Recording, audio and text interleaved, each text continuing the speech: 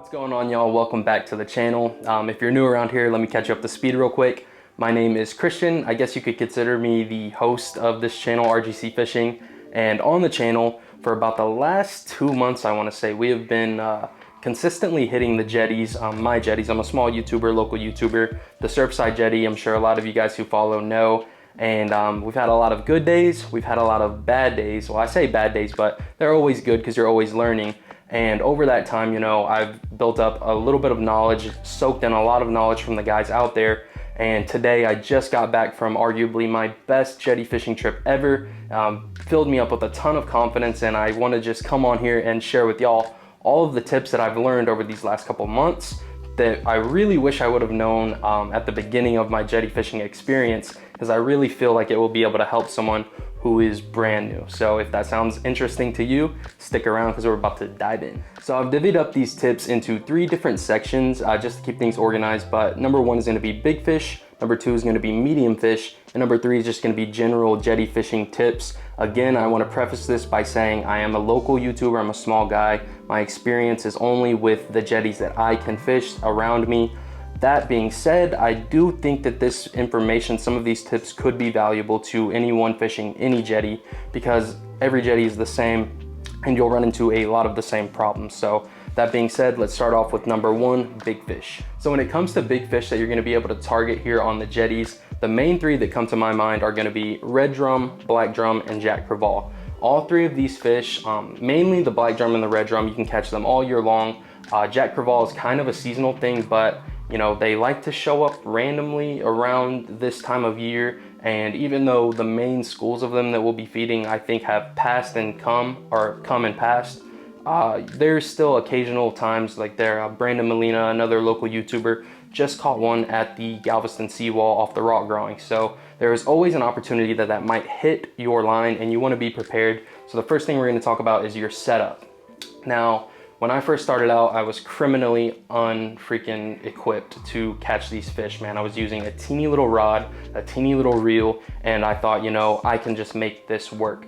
Which you can, but this helps so much, and it's gonna alleviate and mitigate a lot of the heartache that you feel when you lose a fish or you see other guys catching fish and you just can't seem to get it done. It hurts. So yeah, this setup right here, don't really necessarily pay attention to the brand, right?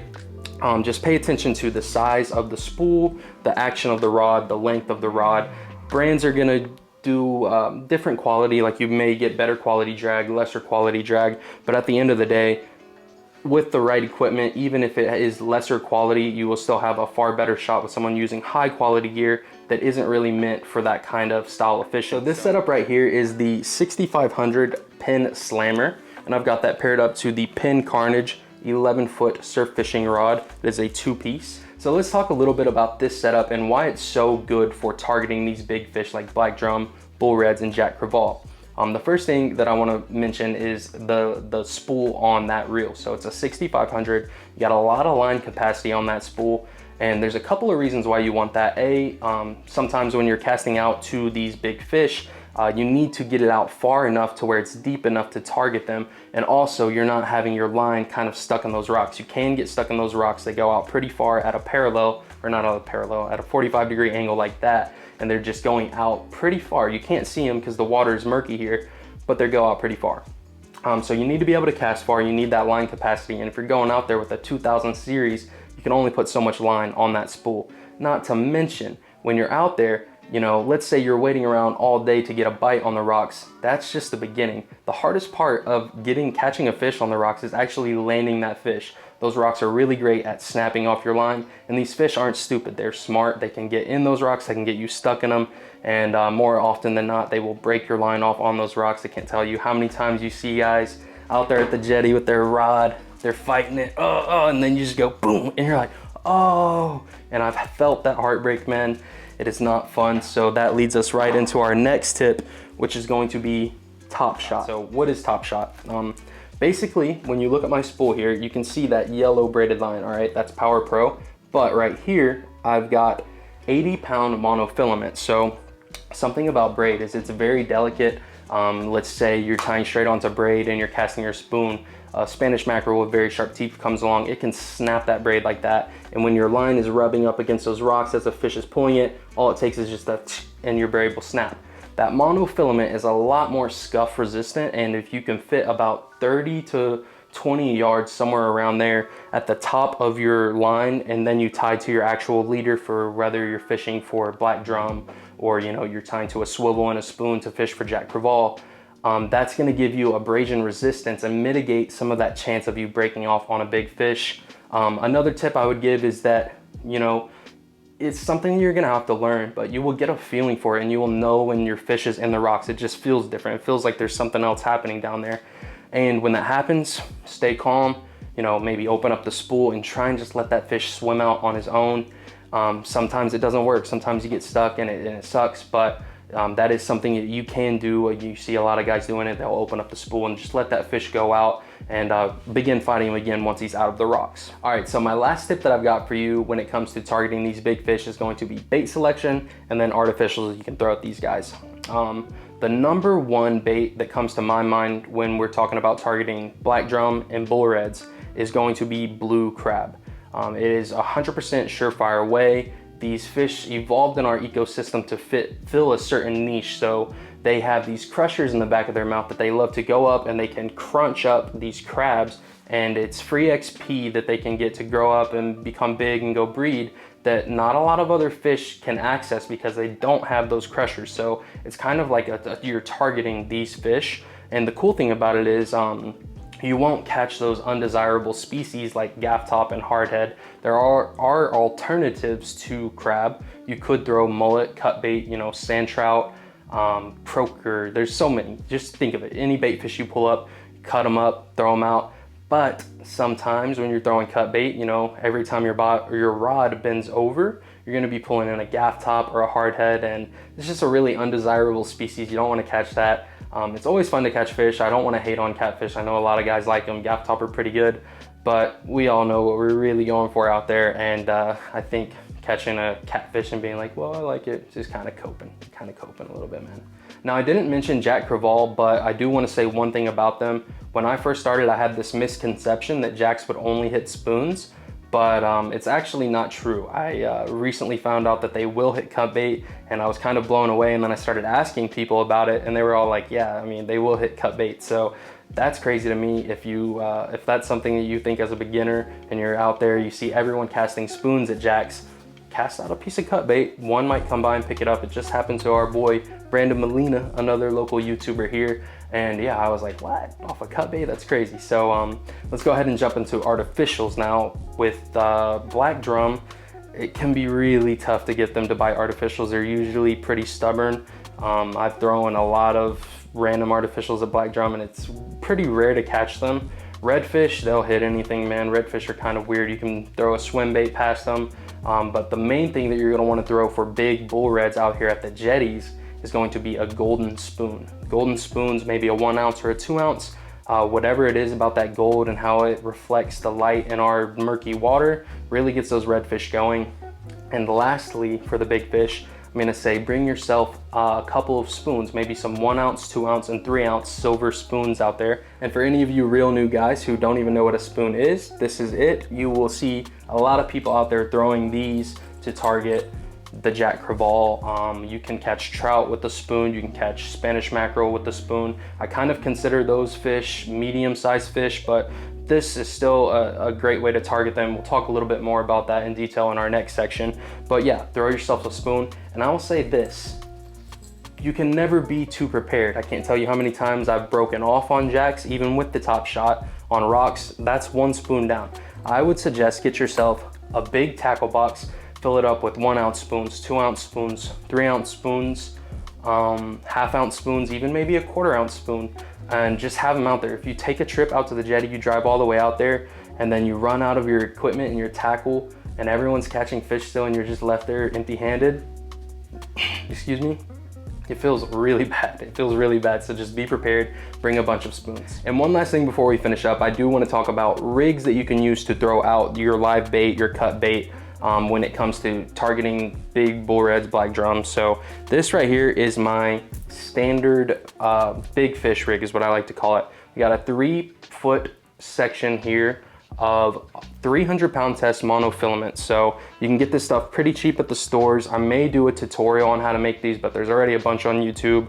You can look at any of those and you can get the main idea of making these. But what your main thing is, you want a swivel right here, a snap swivel that's kind of connected between a small segment of your leader line, maybe about 8 inches up here.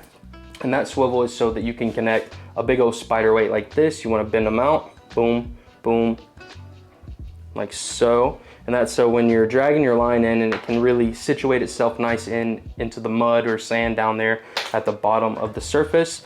And then you're gonna have your nice hook up here, big old circle hook. You can hook on a big old piece of crab, cut bait. And the reason I like these big old leaders, I used to use really little stuff because I was like 300-pound test, are you kidding me, that's so big. But it's pretty clutch because a lot of the times out there on the rocks, there's dangerous swells, there's sketchy swells. Getting down there to even go and land a fish, you can slip, you can fall in the water, you can get swept away. I mean, it's pretty dangerous stuff out there. I like this because you can wrap your hand around that big old thick line and kind of winch up a fish very quickly. Obviously, you don't want to hurt the fish having all that pressure on their jaw, but quickly winching them up, getting a hold of them, holding them, supporting them by the belly, and you can keep yourself out of a lot of trouble by having a big old leader like this that you can use kind of as a fish grip, really. Now moving on to medium fish, that's gonna be stuff like speckled trout, sheep's head, Spanish mackerel, and pompano. Those are the main 4 species that guys like to target out there. You can catch some more so than others. Sheep's head will be here year round. The speckled trout they're more so than the Spanish mackerel and the pompano. Pompano and Spanish mackerel are kind of a seasonal fish that's a little bit of a treat to catch. You're a little excited when you catch one of those or you see they're biting at the jetties. But moving into our first topic, that's gonna be the setup. Mine that I have here is a little bit unconventional. Got the Shimano Vanford right here, and that is a 3000 series spinning reel. I've got it paired up to a old 18 suppressor right there, 7'2" medium powered rod. And like I said, this is a bit unconventional. If you go out to the jetty and you talk to the guys out there who you see catching fish and you're seeing them cast out their lines, they're gonna be using something a little bit bigger than this. It's a 9-foot, I mean, I've talked to the guys, around a 9 to 10-foot surf fishing rod, medium power, medium heavy power. And they're gonna be using that length to cast out a little bit further, obviously from up on the rocks. And it's kind of the same idea where rocks can be dangerous when you're landing fish. Having that big old long rod, you can stand way up, safe from slipping and falling on those rocks, and kind of flip your fish up onto the jetty instead of going down to retrieve your fish from the water. Again, I will say that those setups can be really expensive, man. So if you have something like this, you can get it done. I will say in my fishing trip today that I went out, I actually caught my new PB speckled trout on this right here. And I don't want to give anything away because I want this video to kind of have a little bit of hype around it. I'm proud of my fishing trip out there. And I'll just say this is the only fish that I've ever caught that I'm like really thinking about getting a replica made. So you can catch really nice fish with a setup that's not necessarily jetty meta. But again, having that extra length on the rod, I've explained why you would want that. If going down on the rocks is something you're comfortable with, again, I want to caution this and be very careful, but you can get away with using something like this and still catch really nice big fish. Now, when it comes to rigs for targeting these species, I really only use 2, and one of them isn't really a rig, but the first one is going to be the Jetty cork here. So we've got a weighted cork. If you can see, I've got a very tiny size 10 treble hook there, and a red bead. I'm using that kind of right now. It's a situational thing for pompano, but let's go ahead and unfold this thing. Gosh, it's a mess. Just used this today to catch my new trout. I'm gonna keep shamelessly flexing that, man. I'm so proud of that. And let me unravel this and show you what we're working with. So right here we have our weighted cork, and I've got that tied off about a 1 to 1.5 foot section up here to a double barrel swivel. And from that double barrel swivel, we've got another line, and that is going to feed off to another piece of line. And this one is different in different situations. So for trout, I would normally add an extra 5 feet of line going down to my hook over here. Let's get this in. Geez, these rigs are super easy to tangle up. I'm just gonna, it's tangled, but get it in frame here. So that leads down to my hook, my bead, and a split shot weight right there. Now the reason guys set their rig up in that fashion is that when it goes off to the double barrel swivel, right? You gotta imagine your cork's hitting the water, your line is gonna go down to that swivel is gonna lead to your main line up on your rod and reel, and then that extra bit of line is gonna extend down with that split shot and your bait, and you get a little bit of extra length without hampering your ability to cast. When you're casting those big old long rigs, they're very cumbersome. It can be hard to cast, especially if you don't have that lengthy rod. If you're using something like this, being able to kind of double over and get a little bit of extra length out of that rig helps a ton to reach the depth that you need to target these fish. And speaking about depth, your target range is gonna be anywhere from 8 to 10 feet. That's gonna kind of encompass everything. Now, every day is different. Some days you'll see guys and you'll be catching and you're like, hey, what length is your leader? You can kind of fashion yours to whatever length that is working that day. And all it is a quick snip, retie a little bit of leader line, and you're good to go. And when it comes to free lining a shrimp, all you really need to know is that you get a hook, you get a shrimp, put them on. I would have a nice long fluorocarbon leader. I did not mention that on this, and it's very important. You want to be using fluorocarbon instead of monofilament.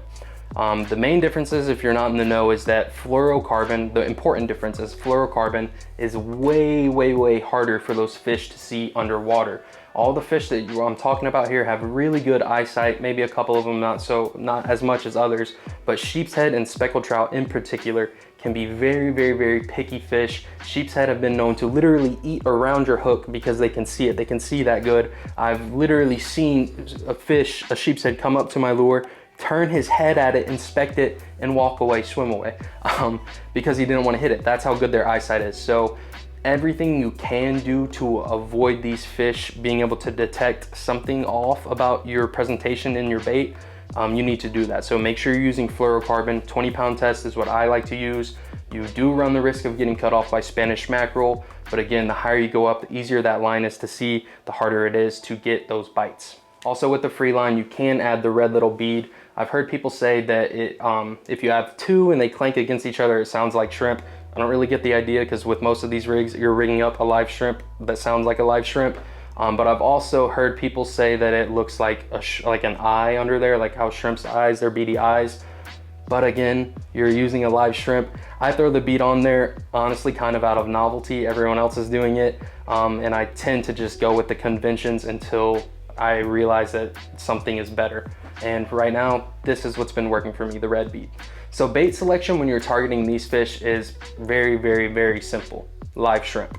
Live shrimp is the king of baits out there. Everything has eaten it before. Everything will eat it eventually if they're out there in the salt water, in the ocean, in the bays, in the estuaries. Shrimp are everywhere and everything loves shrimp. Sheep's head loves shrimp. Pompano loves shrimp. Trout loves shrimp. And there is a little bit of nuance that I'm gonna get into really quickly, and that is going to be your size of shrimp. Don't be the guy who goes to the first bait shop, buys this quart of shrimp and just goes and you know, you're happy-go-lucky, because it will hurt you when you get out there and all you have is your big old jumbo shrimp that you bought from whatever bait shop and you didn't care to drive around to other ones, and then you see guys catching, you're like, why aren't they hitting my shrimp? What the heck, I'm throwing shrimp. And then you look over and old buddy's casting a teeny little baby shrimp, and that just seems to be what all the fish are keyed in on. The trout that I caught today hit a tiny little baby shrimp, thankfully, because we didn't have any jumbo ones. But a friend of mine who fishes the Jetty a lot more, he has a lot of experience out there, 10 plus years.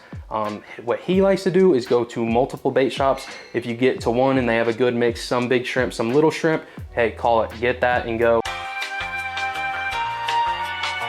I apologize, we're having some technical difficulties, but we got it all under control. So as I was saying, if you've got a good mix of shrimp from the bait shop, then you can go ahead, take off to the Jetty, try and secure the nice juice spot out there on the rocks.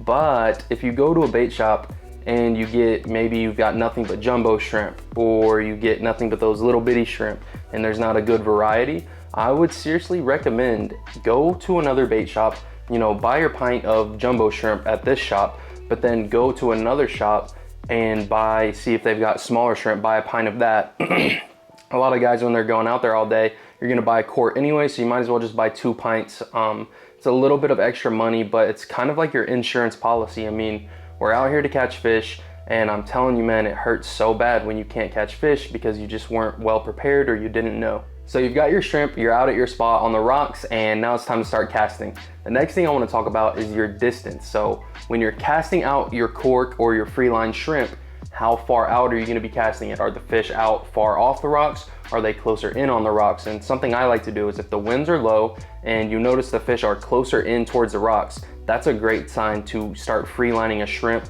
What I like to do is you cast out your line as far as you can, give it a couple seconds. That shrimp doesn't have any weight, you're not using a split shot. If you have any weight at all, it'll be from those little beads.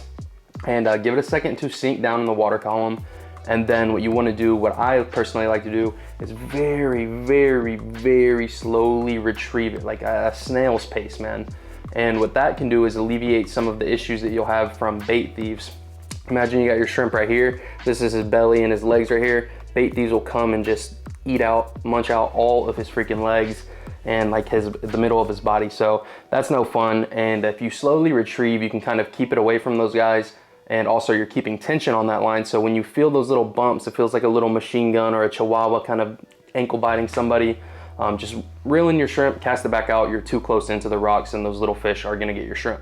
And the last thing I wanna cover is artificial lure selections when it comes to these medium-sized fish. So there are days where you won't need shrimp. Now I will caution against just saying, forget the shrimp, because again, like if you're anything like me, my trips out to the jetty are an hour, hour and a half drive. If you're making the effort to get out there and go fishing, you might as well buy that insurance policy when it comes to these shrimp. If you can, if the bait shops are out, hey, you know, can't do anything about it. But make sure you do still have that shrimp. Again, artificials can be a hot ticket sometimes. My pops has recently been throwing paddle tails at this trout and he was killing it, man. He had a day where I wasn't catching nothing on shrimp and he got all the catches on artificial Hoagie's paddle tail while the bite was hot. And I unfortunately never got a fish on the shrimp. So it's weird, man. Trout are really weird fish, really picky fish. Sometimes they can be confusing to kind of pin down and key in on the things that they want. But when you do figure that out, you usually kind of tear into them. And while the bite's hot, you can really get your limit fast. And right now, with the way the trout are in this time of year, these are big trout, big limits. So it's pretty nice stuff. That was a little bit of a random tangent, but the lures that you will want to be bringing out are things like swim baits, jerk baits, paddle tails, you know, spoons. It's technically a swim bait. But things like that, you can bring topwater plugs and stuff for early in the morning. You can get topwater action. I mean, artificials are one of those things that are kind of, I want to say niche out on the jetty, because most of the guys who are out there are playing for keeps. They're throwing live bait. They're trying to secure that limit so they can take home a nice good meat haul and just have plenty of fish for the freezer. But in my personal opinion, if the trout are hitting artificials, and you're casting that out, you're going to catch more fish than the next guy. I mean, just think of it mathematically. You gotta catch a fish, you might lose your bait, you gotta rehook your thing. With an artificial, each cast, retrieve, you get one, get them off, throw them back, throw them in the ice chest, boom, you can get on another one just like that. I personally love fishing with artificials, and again, it's not everybody's thing, but it can be really fun and almost satisfying to kind of fool the fish instead of feeding them, and you save a little bit of money. But again, my last couple of jetty trips out, I'm using the shrimp crutch is what I'm gonna call it. I'm a shrimp crutch. And finally, I've got some general jetty fishing tips that I wanna share with you guys. These are gonna be tips that you can apply to any jetty across the freaking globe, and it will help you to get on more fish. It'll help you to be safe out there. So the first thing I wanna say is, don't be bashful. Go up to people, talk to people. I know when I first started fishing, I was almost embarrassed. I felt weird. I felt like, man, I'm gonna cross someone's line. Like I was almost nervous to go fishing. And it's such a bizarre thing because all of the guys out there, for the most part, are super chill, man. Just if you notice someone next to you catching a bunch of fish, go over and say, hey man, what are you doing? What hook you got? Or just pick their brain a little bit. And most of these guys are gonna share with you valuable information that you can use to your advantage without having to spend years of trial and error out here on the jetties. It's something that I do a lot, and it's helped me to really speed up that learning curve. So don't be prideful, go out, talk to people, and you just get knowledge, gain knowledge. The second point I have written down here is ask if anything is biting. I feel like that kind of falls under the same first point, but it's a common thing that I do when I'm walking out on the jetties. If I'm a little late and there's a bunch of people already there, ask them, hey, is anything biting? So you have an idea of what's that first rig that I'm gonna pull out of the rod holder and make my cast on to try and get on these fish while the bite is hot. It's not always that you're gonna have them biting all day long. You might get a small window of time, and to really optimize your chance at getting on a fish, you wanna be throwing the right setup, the right rig. So while you're walking out there, if you see people, you see someone reeling in a fish, maybe stop, see what he's catching it on, and again, pick their brains a little bit. The other tips that I have are kind of safety related. So I would say buy yourself a nice solid pair of cleats. The jetties are covered in algae, very, very slippery stuff. Even when it's dry, it's not dry and it's super slippery, so don't be fooled. Don't go down on one of these downward sloping rocks and think, you know, you see these other guys doing it, you can do it. These guys have dedicated cleats for fishing. There's expensive options, there's more budget-friendly options. You can go on Amazon and they have cleats that you can like twist on and they lock onto your shoe. I'll try and put some links in the description for you guys because it's very important and it can help you to be able to do some of the more sketchy things like getting down on those rocks and landing the fish. If a fish gets stuck in the rocks, if your rig gets stuck right in the rocks but you're too afraid to go and get your hook from right there where you can see it, now you can get on those rocks with the confidence that you're not going to be slipping all over the place. I will say it's not surefire. You don't get these cleats and think you can be a spider monkey out here on these rocks. You will slip and fall still. It just gives you a little bit of extra grip. I would say still mind your footing when you're on those rocks. You can't be too careful. And lastly, I would say if you don't want to go with the cleats, get yourself a nice long extendo net that can reach way down on those rocks so you don't have to get down there. It's just, again, man, I can't beat this horse enough. Those rocks they equal death, man. Like, my pops has been doing this for years, and just the other day when we were fishing, like this months of time that we spent at the jetties, he went down there, wasn't paying attention because he was trying to release a fish safely for the fish, that is, because we had him out of the water. He was a long fight and we just wanted to make sure we could revive him.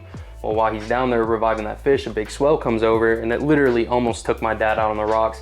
I had to jump in the water, get him, and we got back up on the rocks. But it was sketchy, man. I didn't have the cameras rolling, so I can't show y'all any of the footage. I know it seems weird at the moment, like that was very sketch, but I wish I would have been recording so I could show y'all. But yeah, the rocks are nothing to play with. That water is nothing to play with. You don't want to be down there. You will get cut up on the barnacles too. It's not a good time. Alrighty, and I think that is all of the tips that I've got for you guys. This is, again, just the stuff that is coming to my mind when I think, you know, what do I wish I would have known all these months ago when I first started this? Then it could have saved me all the trouble of going out and being like, well, tomorrow I'm bringing this shrimp, and then going out and they want the other shrimp and being like, well, I guess I need both. And it's just a long process of trial and error. So all I ask is that if this helps you at all, please drop a like on the video. It helps a ton. Comment down below if you guys want to add something, or if you want to shit on my tips and make fun of me, go ahead. This is a open conversation. We're not Facebook over here. We don't censor the other side. So go ahead, make your comments and hit that subscribe button. Hope you guys have a great rest of y'all's day.